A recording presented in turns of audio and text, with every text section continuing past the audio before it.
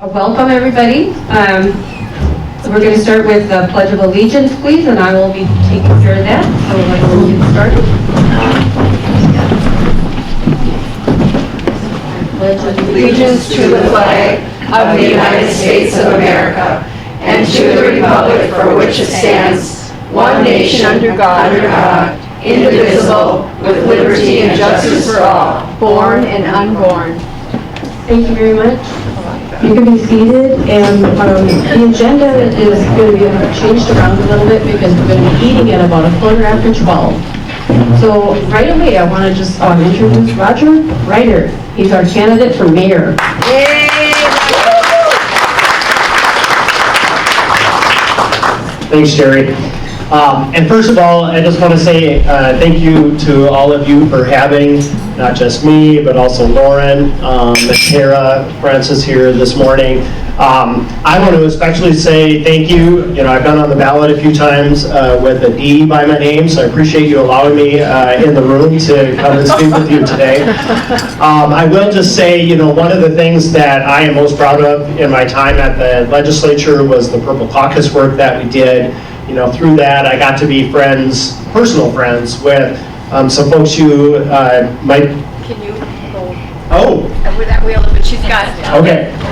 I'm sorry. Yeah, no problem. I'm behind them, but... Sorry. All right.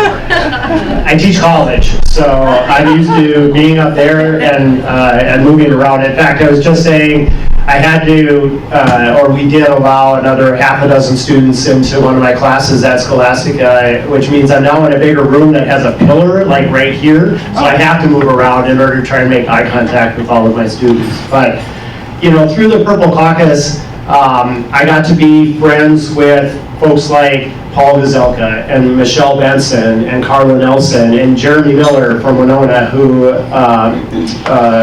was not just majority leader, but was co-chair of the Purple Caucus with me. And that's something that I just want to start off by sharing with all of you. You know, two things that hopefully you've seen so far in the race for mayor. Number one, I chose not to do political party endorsements. The office of mayor, city council, school board are nonpartisan offices. And what we have seen with political party endorsements is all of that moving in one particular direction. And frankly, too many uncontested races. And even when they were contested, they weren't meaningfully contested. So one of the things that you also hear me say a lot is, and Lauren mentioned it when we were just chatting, we've not had a meaningful race for mayor since 2007. 16 years. Don Ness and Charlie Bell, the last time we had over 50% voter turnout. We had 51% voter turnout in 2007. 4 years ago, 2/3 of people did not vote in our local elections. In Duluth, Minnesota, highest voter turnout in the state. Minnesota, highest voter turnout traditionally in the country. 2/3 of people didn't vote because we didn't have a meaningful contest. Dave Woolley is a good friend of mine. I think well of Dave, but most people didn't know who he was, and $3,000 in that campaign just didn't match up. So one of our big goals is voter turnout, of course. I am absolutely confident that if we get over 50% voter turnout, we're going to win this race, because we brought back in a lot of people who didn't vote 4 years ago, a lot of people who are in the broad middle, who think in local elections that we can make up our own minds and don't need others telling us how to vote. And frankly, lots of folks that lean towards the right, who just want to see city government focus on the basics. And hopefully you've heard that in our campaign. We've talked about the 5 big issues because these are the things that Duluthians care about from one end of town to the other. They care about downtown Duluth. They care about affordable property taxes. They care about growing our commercial tax base. They care about housing across all income levels.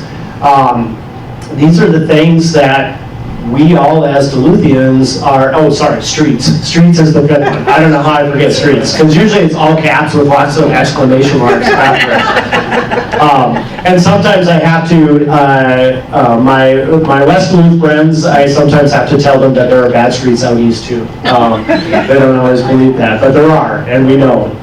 We have challenging streets throughout all of Duluth. And when you think of why local government exists, it really exists for some really straightforward things that are not political. They are not partisan. Streets, utilities, public safety. And in all of those areas, we are challenged right now. I mean, the streets are in as difficult a shape as I've ever seen them. Plowing last year, we did not perform on plowing. I was chatting with someone before we started. We spent almost $200,000 investing in snow emergency routes and the signage and the labor to put them up, and then we had the snowiest winter on record and didn't use it once. Number one, that just made it more difficult for our plow drivers, and number two, we had entire neighborhoods that didn't go to school because we couldn't plow the streets. And when it was Harbor Highlands and some of our most challenged young people, that was just really troubling to me. These are the things a city should execute on. In fact, I would suggest to you that we should execute on them so well they don't make the news. Like, they should just work. And we should not, as residents, have to think about them. But one of the things that I've seen throughout the last almost 8 months of the campaign is, and this, as someone who calls myself a civics teacher at heart, I've spent nearly 20 years teaching political science and history, and now I do some legal work up at Scholastica. I'm very concerned about the disconnect between us as taxpayers and what we're getting from our local government, because it is leading to an erosion of trust. When we don't see the priorities that we want from local government reflected in the taxes that we're paying, people ask, like, what's going on? I don't trust that we're setting the right priorities. And we've seen in the last 8 years, the mill rate, just the rate of taxes at the local level double. And for most of us, it's more than double because of sharp valuation increases in our home values.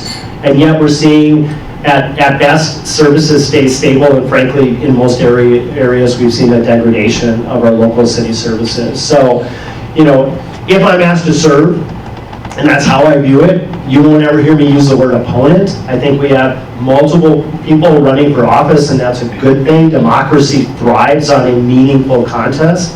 If asked to serve, those are my priorities. I want to see the city of Duluth focus on effective and efficient core city services at a tax rate that is affordable and that we can sustain. Because when we do that, that allows our residents to thrive. That allows our business community to thrive, and we need those things happening. And in too many places in Duluth right now, it doesn't feel like we're vibrant. And we as a community have all the amenities in the world at our disposal. We should be growing, we should be thriving, and we're not. And I'll just close, and I'm happy to depending on the chair's discretion, take a few questions. But if I point to one thing to support that argument, it's the last census. Every regional center in Minnesota grew from 7 to 14% in the last 10 years. We grew by 400 people. 0.01% growth in a decade. And we celebrated that. We sent out a press release, we celebrated the growth, and we should be concerned. We should be concerned. When we are not growing and moving forward, we are stagnant, and stagnation leads to decline. Friends, that is not the Duluth that I want to be a part of, and I don't think it's the Duluth most of us want to be a part of. So, again, thank you for allowing me to be here. I'm happy to answer a few questions, but I would just encourage us all to get out and vote. If you're comfortable with the direction that the community is headed in, vote for a third term. But if you have concerns, I hope that in me you see somebody who is a qualified, capable alternative. So, thank you. Sherry. Duluth is not the city that I grew up in. I am a native Duluthian. Duluth has become dirty. Duluth has become unsafe. You hear multiple reports of people who are unsafe on our prized possession, the Lake Walk. A friend of ours, Dan Doherty's son, was pistol whipped. Should not happen. Our police force is frustrated because they are not allowed to do their jobs. Can you change the complexion or somehow bring back the city that a lot of us grew up in, where we used to go downtown, where we used to enjoy being out in the evening?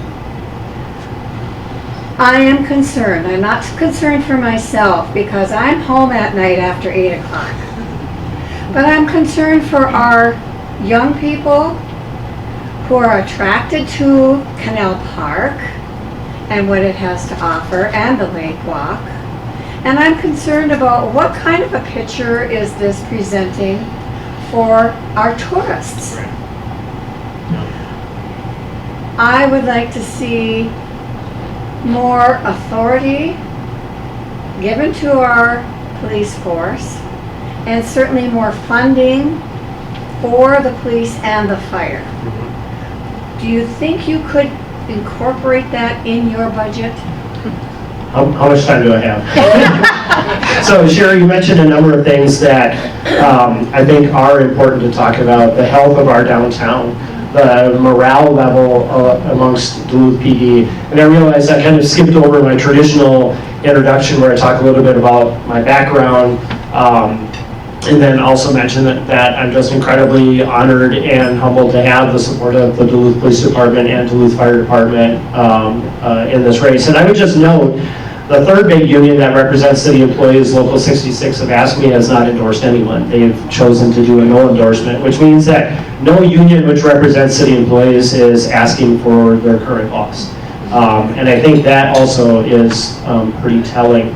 But I think number one, we do have a morale issue with our police department, and that, leadership sets culture. And that culture is flowing through right now with different priorities than I would have as mayor. And I think what they're looking for most, and you'll hear the language matters, you'll hear the language I use of being their partner, not their boss, their partner. And as I've done ride-alongs, as I've had an opportunity to do walk-alongs, and try to get at the front end and ground level of our public safety issues, that's been appreciated because they've not seen that and they haven't felt that. And what they most want is feeling like, if I really engage and do my job in an era where everything I do is being videoed and could be online tomorrow, is somebody going to have my back? And that's always been my message to them. I have said, you've taken an oath, I've taken an oath, we're going to hold each other to our oaths until you show me that I shouldn't. And then you can expect to be held accountable for your actions, but I'm not going to start at the other end of that. The other thing I would say is that all of us collectively have begun to accept a new norm in our community. And it's a norm of ignoring the little things, the uncut grass, the parking meter that's hanging off the thing. We cannot continue to do that. And as mayor, I'm going to call us all to a higher standard. When we choose to live in community, we accept community norms, and our community norm can't be that it seems like we don't care. And that is what both our residents and our visitors are saying. We are here every day and we see it every day, and it's just human nature to begin to adapt and adjust. But ask your friends who visit what their impressions are, and you get pretty honest feedback. And that should be, like, our pride as Duluthians, and that's what I hear in your question, Sherry, should be heard. Like, can we ever go back? Probably not. Like, the world changes. But I do think that we want to have pride in our community. We want to feel like our community is vibrant and moving forward, that we have, and I always say downtowns are the heart of a community, just like the heart of our body, and when your heart is not doing well, your extremities can only do well for so long. So we should, whether we work downtown, spend time downtown, we should be concerned about downtown. And I would just close that answer by saying, one of the things I'm really passionate about is a downtown residential population. You know, we have excess commercial space post-COVID that's probably not going to change with the advent of teleworking and virtual. Meanwhile, we have a real housing crunch. We need 400 single-family homes tomorrow, or the equivalent, and that's not rental, that's purchase. So what is that opportunity downtown for empty nesters, for young professionals, single professionals like me, who maybe don't want a 3-bedroom, 2-bath home, which right now me and a dog live in. That's a family home. I would be downtown if that option were available. And then a downtown population gets us retail, gets us more restaurants, gets us coffee shops, and gets us more eyes on things, and gets people invested in our downtown. So, yes, ma'am, in the back. Are you going to make Duluth the sanctuary state city? I want local government to focus on local government things, and I'm not interested in a city government that. Sanctuary cities? I'm interested in city government doing city things. I think we have spent a lot of time in state and national social issues. That is not the role of city government. You know, as one of my friends who is a mayor of another community said, I do the basics and I do them well. And that's what people expect from me as mayor, and I think that's what we need in our local government as well. And frankly, I just think that the basics have not been a priority, and that's reflected in what we see around the community. And that is that when people say, hey, I don't even mind paying taxes, I just want to see something in return for them. Streets, utilities, public safety, our neighborhood parks, community centers. We've lost 5 community centers in the last 8 years, and we have a couple more that are right there. Duluth Heights, that community club is on the verge of being condemned completely. And we have residents that are willing to do the labor and donate the materials, and they're being told no. So, It's crazy.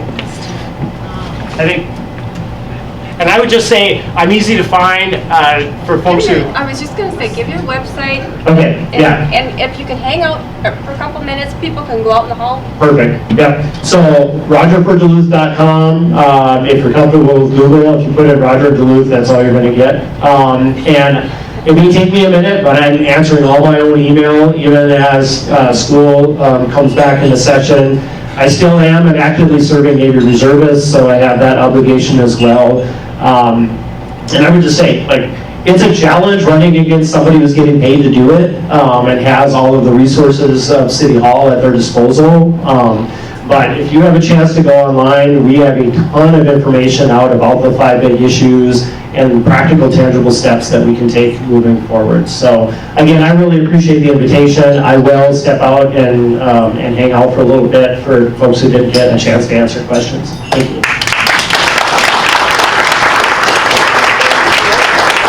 That is really huge that AFSCME decided not to endorse anybody. That's a public union.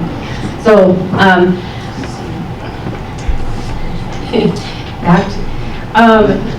I would like to introduce another speaker for us today, Lauren Martell for School Board.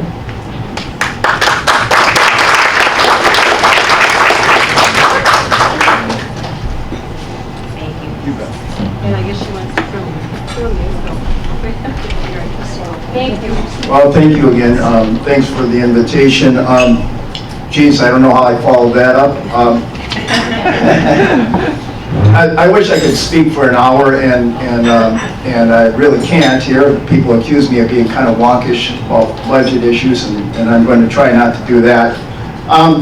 I just want to say that, you know, I never really had political ambitions. I just got pulled into this because I didn't think the school district was providing good government, and I got sucked into it more and more and more.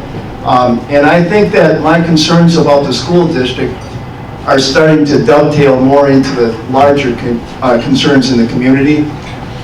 They've spent a lot of money for a lot of years. The public has been cut out of a lot of those decisions. The levy has now gone up by 300% in about a decade and a half, $32 million a year. And the people are wondering, you know, what they're getting for all that money. It's sort of the same thing about the municipality, the same thing, we look around, all the money's being spent, and people are wondering, where that money is going. And I think it's a legitimate question. I think the public has been just cut out of too many of these decisions. We've run up a bill of over $500 million on facilities with bond interest. The public has never had a vote on any of those decisions, and just too much of it is inside politics. It's been closed out from the public too much.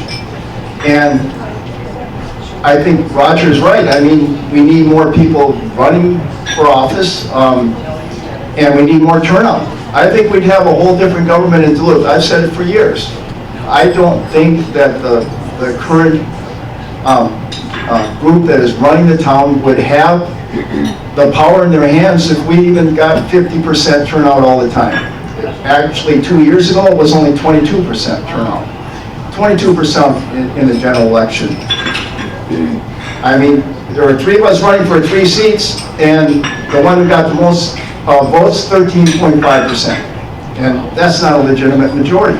It just simply isn't. And I think that we've got to try to move the vote. It's very important.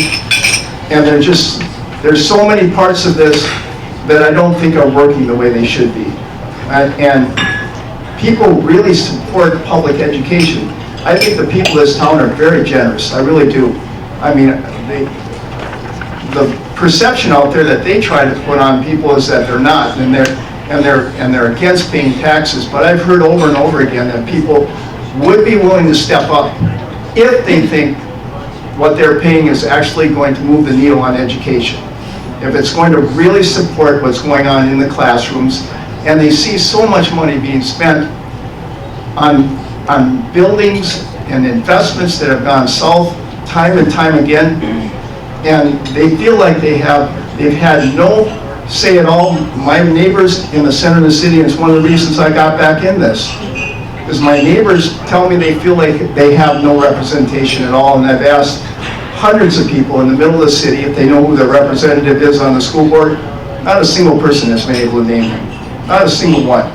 And I just don't see that as representative government. I don't know how anyone can. I just think that we need to get people in there that are going to bring the public in for a real conversation, because ultimately it is our money and this is our town. One of the candidates for the superintendent's position told me that during the interview process, and I should say that he won the Superintendent of the Year award in 2022 for his work at Albert Lee, and he's a retired military man, and won, like I said, Superintendent of the Year for doing such an excellent job over there. He was a highly qualified candidate, and during the interview process, he said 2 board members declared to him that Duluth was a DFL town, and the DFL owns it. I used to be DFL. I was a hardcore DFLer once upon a time myself, but I don't think any political machine can own this town. This town belongs to the people. It belongs to my neighbors. This is my town. This is our town. And I just think that the public has been treated almost like second-class citizens for years by our school district. Again, they've spent $2 billion with a B in a little town like this in a decade and a half between operations and facilities. And what have we really gotten for all that money? And we've had very little say on a lot of that spending, and I just think we need better input from the public. We need to bring them in. Most people don't even know what they're doing up on the central property. I've been out in the middle of the city for months talking to people. I've asked them if they know what's going on. I'd say best 5% know that they built 2 new buildings up there, multi-million-dollar buildings up on that hill, and we have a $39.5 million bill coming on us in 2029 for that project, and most people don't even know it.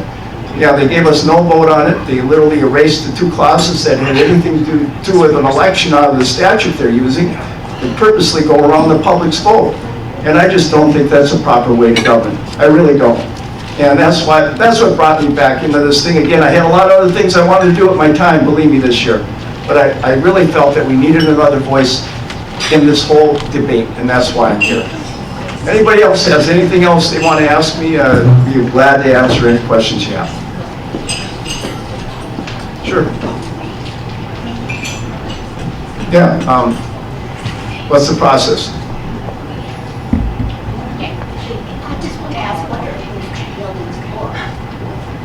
Excuse me? What is the purpose of the two buildings that were built on that property? They built a new administration building up there and a heated bus barn for their buses. They're going to park all their buses up there.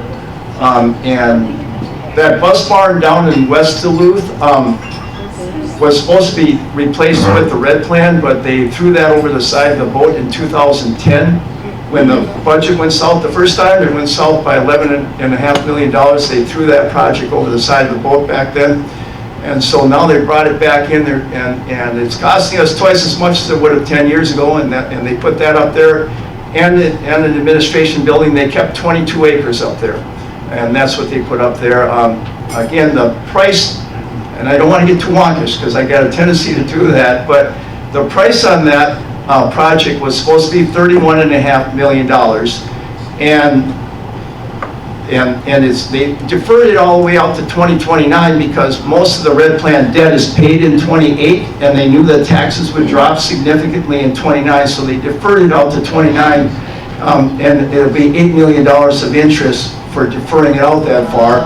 $39.5 million that will hit us in 29, and it's very, again, I'm always reluctant to get too wonkish on these things, but if you look at the bond restructuring question that they have on the bond referendum that they're going to have on the ballot, one of those bonds is a 2021B bond that they created also for that project, and they're pulling that money out of the general fund to pay for it.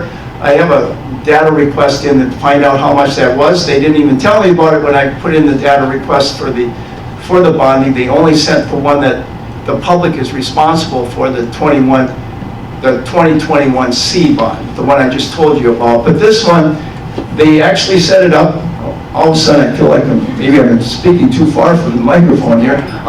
They actually set it up so that they're pulling money out of the general fund. It's been hurting the budget pretty badly. They've been pulling money out of the fund for years to pay for the buildings, and it has been a drain on the budget. It was a very bad idea. We protested against it vehemently for them to set that up that way, but they did it anyway without public approval. It has been a drain on the budget, so what they're doing is they now want to move that bond also to the taxpayers. They want to put all that money at the end of the bond schedule, starting in 2029. Again, as the superintendent told me, he said, you know, it was going to drop off significantly, and he said instead of dropping it off, we're going to step it down now.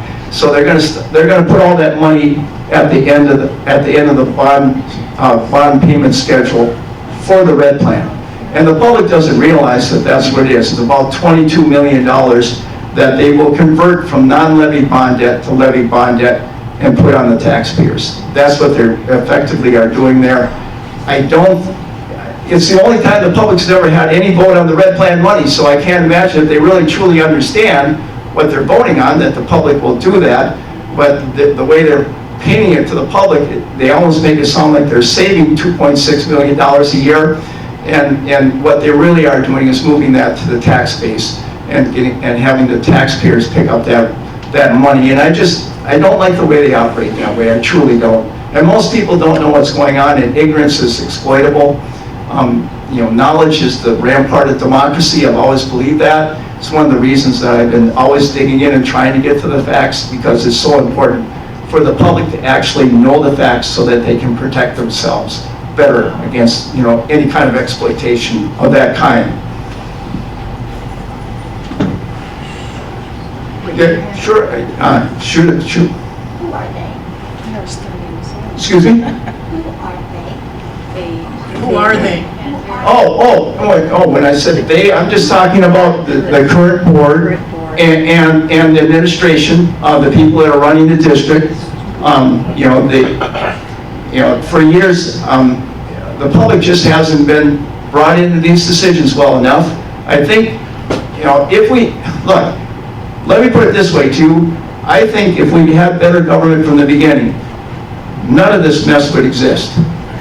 Most of this mess has been self-created, self-inflicted by bad decisions, a lot of really, really bad investment decisions, very bad decisions. And at the end of the day, the only way you correct that is to get some new people in there that will make better decisions, and we just simply have had the same group running things for years and years and years. And I believe that they don't even know what the public is thinking a good part of the time. I think that they're not business people. The current chair actually said that during the News Tribune Chamber of Commerce forum 6 years ago when she ran. She came around and said business and finance would not be my strength. Well, that was an understatement, I'll tell you. It truly was. I mean, you should have heard her during this meeting when they were pitching this plan.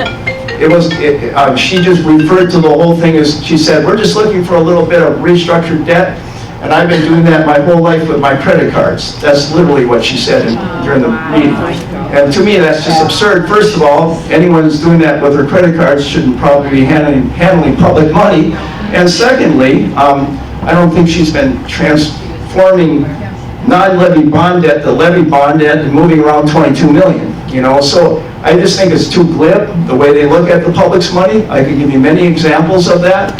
I think we need to have more respect for the public's money and how it's spent, and more respect for the public, period. Thank you. It was okay if I could read something first.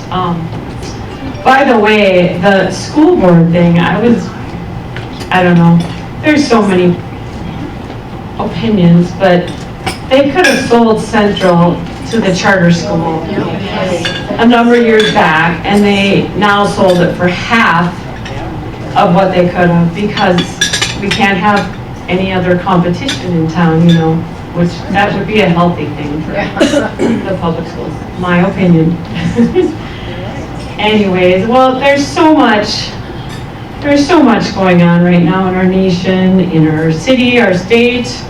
We're seeing corruption and craziness. So I just wanted to kind of remind us of our founding.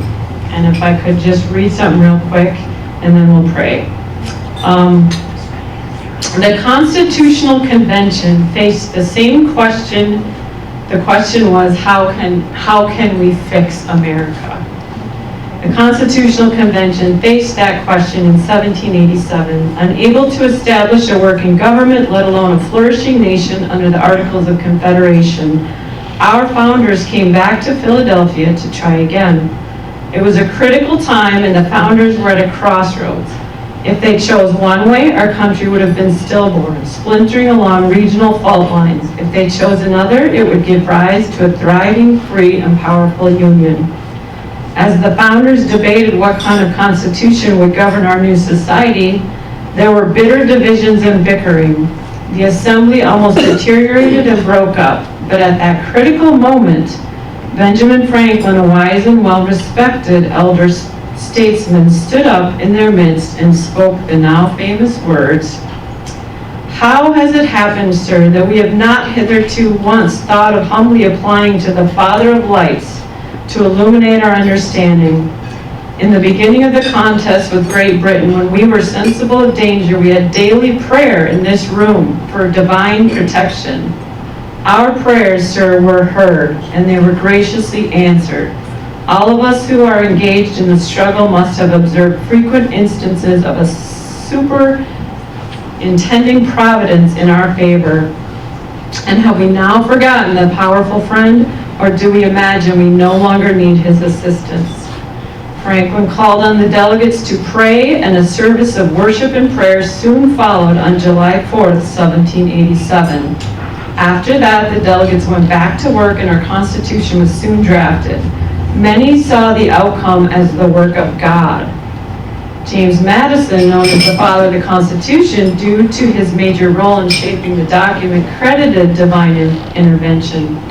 It is impossible for the man of pious reflection not to perceive in it a finger of that almighty hand which has been so frequently and signally extended to our relief in the critical stages of the Revolution. George Washington, president of the convention, saw God's hand at work as well. As to my sentiments, With respect to the merits of the new Constitution, I will disclose then without reserve. It appears to me then little short of a miracle that the delegates from so many different states should unite in forming a system of national government. And Benjamin Rush, the signer of the Declaration of Independence, agreed, stating, I do not believe that the Constitution was the offspring of inspiration, but I am as perfectly satisfied that the union of the states in its form and adoption is as much the work of a divine providence as any of the miracle recorded in the Old and New Testament were the effects of divine power. So America was founded upon prayer. We live in this land of liberty and have been made the recipients of the choicest bounties of heaven because America's founders bowed their knees to seek God's help. Prayer was the turning point in the course of the Constitutional Convention and at many other crisis points in America's past. And prayer can be the turning point for America today, and I believe that. That's why I'm sharing this. To take back America, we must pray, we must seek God for spiritual revival, and we must become involved in our society. Just like the founding generation, we must pray and we must act, but it all starts with prayer. And one last scripture from Proverbs. When the righteous are in authority, the people rejoice, but when the wicked bears rule, the people mourn. And I think we're at that point.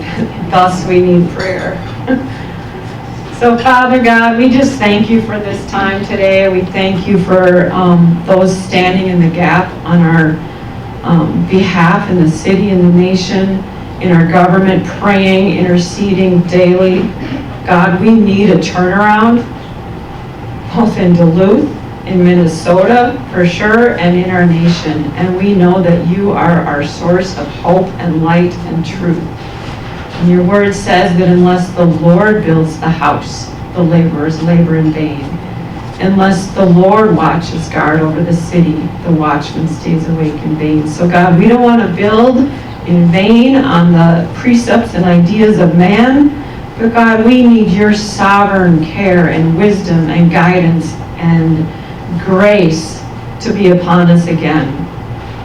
So Father, we thank you for this time. We thank you that those are willing to serve in our government, that you would give them guidance and wisdom, and that they would seek you, because you're a whole lot smarter than man. So God, we need to look to you, and we acknowledge and just declare that today. And we appeal to heaven.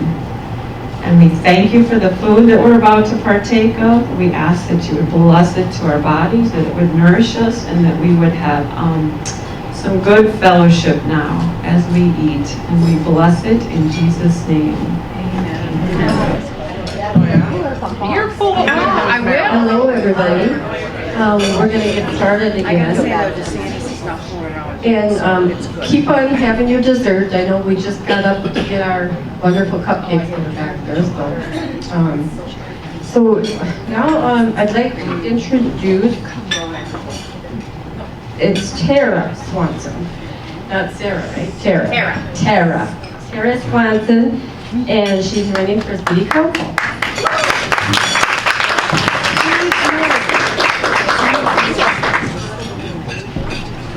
Get behind the podium, right? Okay. So yes, Tara Swenson, running for City Council in District 4, which is Lincoln Park, Piedmont, and Duluth Heights. So I guess I'll talk a little bit about myself and then why I'm running. And then also, if there's time for questions or if anyone has them, I'll do my best to answer those as well. So I grew up in Big Lake, which is by like Elk River, Monticello area. I moved here 13 years ago, and I moved here basically after college, so I got a degree in HR management and said I would go anywhere, and the company I work for sent me to Duluth. I was hoping like somewhere across the countryside, but that's okay. So I met my husband, Brock. So he is from Floodwood, which is a pretty small town, and so when we got here together, right, this is the big city to him, so it became home to me as well. So we have a 6 and a 3-year-old now. And so we live in the Piedmont area. What else about me? I guess that's what I'll say there. Why I am running is basically for those 2 kids. So again, when I moved here, like that 12, 13 years ago at this point, I love Duluth. So I love the lake, I love the small town, big city feel, and just how collaborative I felt everybody was, and how like you were just like 2 people away from knowing that one person that you were talking about. And unfortunately, I don't feel that same sense of community here, and I don't feel that my kids are being raised in a safe community. And so it's for them that I'm running. And so my platform is really around public safety and just making sure that we are supporting our police and fire, so that they have tools, resources, equipment that they need to do their job, that they have a budget where they can retain and hire top talent. So with a background in HR, I understand how important recruitment is and making sure that, right, part of recruitment is people come because they're getting paid and the benefits, but then also what is that culture like? Because they'll stay if they're getting paid well and the culture of that community and their workforce is good. So it's really supporting them. Parks and community centers is another one. So growing up where I did, we had community centers, and I grew up going to those with my family, birthday parties, and we don't have that here anymore. And so I think we need to really invest back into our community and into our kids. Parks, we have beautiful park spaces, but they aren't maintained. And so why is that? I'm an avid runner, and this isn't necessarily a park, but we've been on the Munger Trail at all. There is a detour on it now, and so they put you out onto the roads and the sidewalks to get back onto the trail, but none of the sidewalks are cleared of weeds or brush or shrubs or garbage. So it makes your beautiful Munger Trail run not so enjoyable. So also frustrating there. Streets and core city services. So, I mean, I know Roger talked quite a bit about that, but it's really getting back to those core services. So when I talked about my kids, it was school being canceled this winter, right? It was super frustrating as a parent to have school canceled more than once because we didn't get our streets plowed for our children. And it's just an impact, right? So they don't get to go to school, they don't get their education. The parent has to figure out how they're going to take care of their child that day, or who's going to take care of them. My husband is a union, so he works for the local 1091, and when a union employee usually calls into work, especially in his trade, they don't get paid. So now it's a financial impact not only to my family, but also the employer, right? So their job's getting delayed. I worked in healthcare for a while as well, so I saw the impact of patient safety that came from that too, which is just really frustrating. So as a city, we just have to do better in giving our, the community what they need. So yeah, that is my platform. That's a little bit about me, and I'm open for any questions that anybody might have. Go ahead. I was going to ask this to Roger Reinhardt, but how come, what's the policy or your feelings about all the panhandlers in town? It's a tourist town and it doesn't look good when you have panhandlers. Definitely a frustration, right?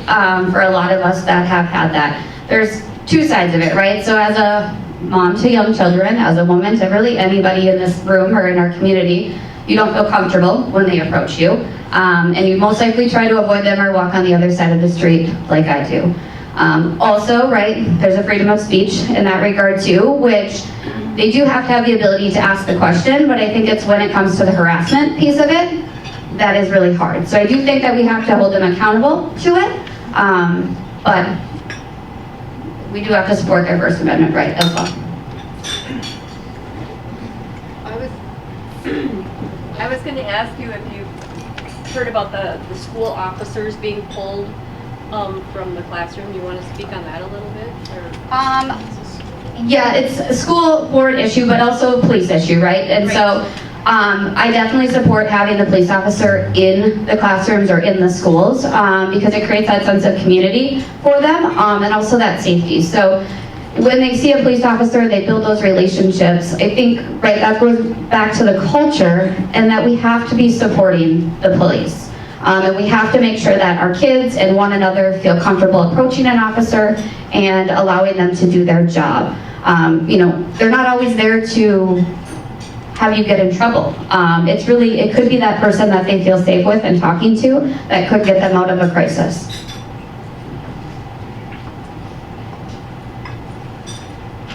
Okay, well, thank you so much for allowing me to be here today.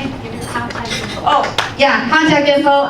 So I am using social media right now, so it's really Facebook and Instagram, so Tara Swenson for Duluth. And then email is taraswensonforduluth@gmail.com. So thank you so much.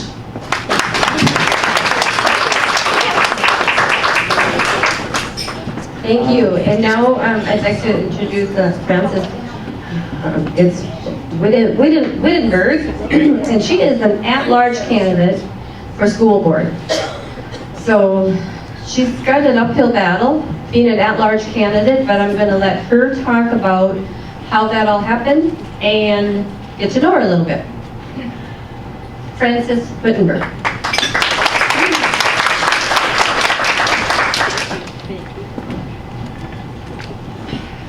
Good afternoon. My name is Frances Wittenberg, and yes, I am running for school board at large. And I just wanted to start by first saying thank you so much for the opportunity for me to be able to speak in front of you and tell you why and the reason why I care about not just my family, but I care about everyone's families. So I identify as a mom with 3 kids. I have Jocelyn, who's 19, who goes to UMD for 2 years. I also have Donovan, who will turn 17 on Monday, and he goes to Duluth East High School. And I have a daughter who is going to turn 8 this week as well, and she goes to Lakewood Elementary. I also identify as a veteran.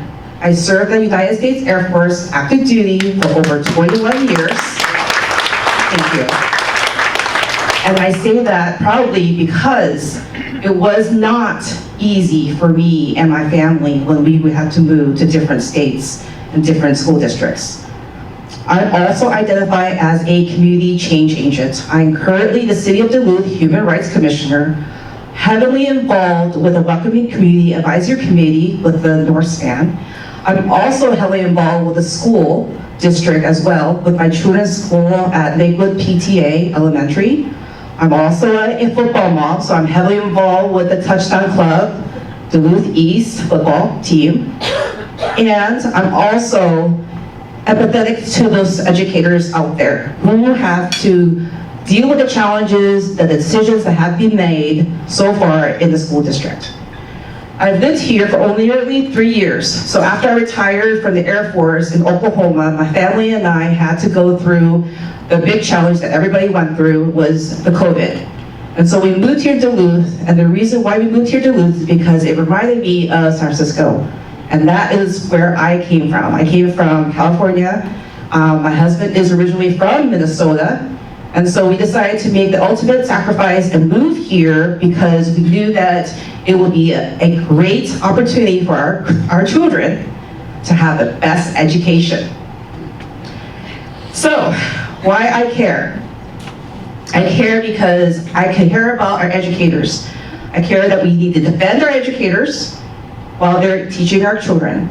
I also care about accountability. And since I've been here for nearly 3 years, I've been hearing a lot of feedback from parents, administrators, teachers, and families about how things have been run, the whole thing about the red plan, all of that. I like to use those as learning opportunities. I know it may have impacted the community, but I know that we could, as a team or as a community member, we can be able to make a difference and move forward from here. My platform is about respect, and that's respect for not just if I am elected, respect towards each other in the administrative, but also in the board as well. I know that there's some differences of opinions, viewpoints, but the bottom line here is not about us. It's about our children and how our children is going to impact our future. And the last piece is equality. Equality for all families, regardless of whether your children is on the east or the west side. It's pretty evident when I first got here that there was a difference, and I see now why. But I also like to give people the benefit of the doubt too, understand why we got to this point. So, why I am running as a write-in. This is a big decision that my family and I had to make. There are several reasons why I am a write-in. Yes, I was supposed to file in a form, and I did not meet the deadline, only because I got conflicting information from the media and from the state. So, but I would definitely take a part of an opportunity as a candidate for you, knowing that this will be behind me and I will overcome it, because I know that each and one of you have invested in the community that you truly love, and I would like to be part of that solution instead of being part of the problem. So the reasons why, ultimately why I'm running, is because of my children. My children has gone through so much, and I'm sure as your families as well. And my daughter right now, who's a 7-year-old, has faced a lot of impact of what the decisions have been made. I'm sure you're all aware of this week was the first week of school, and there was the bus transportation issue. That is unacceptable. We pay so much money in our school district, and we trusted them to make a decision for our family. And if they're going to make more decisions for us, and they proved to us already that they can't handle bus transportation because of a system rollover, we have a lot of work to do. That, as a family member, as a parent, as a citizen of Duluth, that is the last thing you should be worried about, whether or not your children, your grandchildren, niece or nephew is going to be able to find transportation going to school. And that currently right now is still an issue, because 3 schools that they identified don't have bus transportation. My daughter was waiting with me to find out if who the bus driver will be. We were one of the families. Our bus did not show up. Okay? So, I understand everybody has different viewpoints, but all politics aside, what we need to do now is think about the current state, not the future state, not the strategic plan, but the current state, and how we as a community to choose wisely and to make the right decision for our children, so our children can take care of this city and the future. So vote for Frances Wittenberg. I know it's a long day, don't worry. I have some rack cards and pens and business cards to give you. Tell your friends, tell your family. The most important thing here is that everybody should have the opportunity to speak and to make a decision. And I hope you make the right, W-R-I-T-E, decision September 22nd and November 7th. Thank you so much. Any questions? Questions? Yes, ma'am. So are you saying that you waited for that bus, you and your daughter? Yes. And you weren't even told that there would not be a bus? Correct. So they relied on the parents to look at Infinite Campus. But before that, the week of the open house, which was August 30th, we received an email that saying that please verify your child's bus route. My oldest son was on there, my daughter had no information on there. So as I was gathering information this past week, it turns out that transportation implemented a new system. The old system that had all of the current information did not flow properly to the new system. So during this whole summer, I looked through all the newsletters. I did not receive notification whether or not the parents received, hey, by the way, we're going to be deploying a new bus transportation system. There was none of that. It was the after fact. What happened to the bus? Why did my child wait for the bus? It was more of reactive. It was not proactive.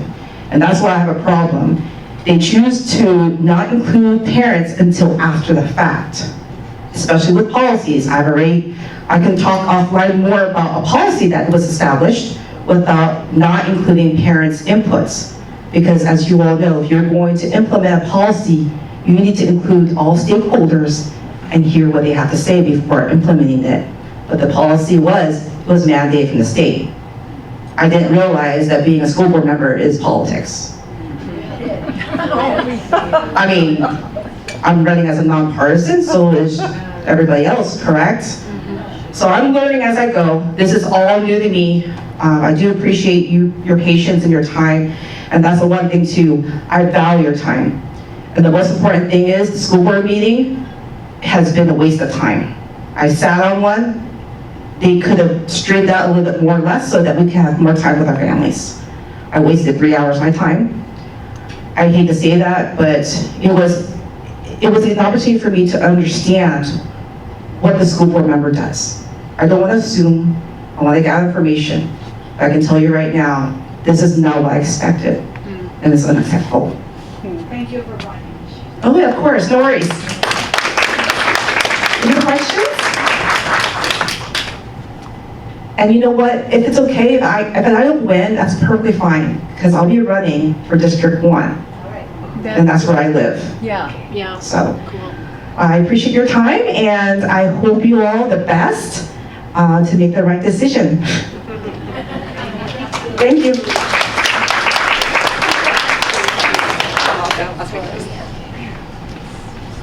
And now, I want to tell you about what happened over the summer. This is back in July.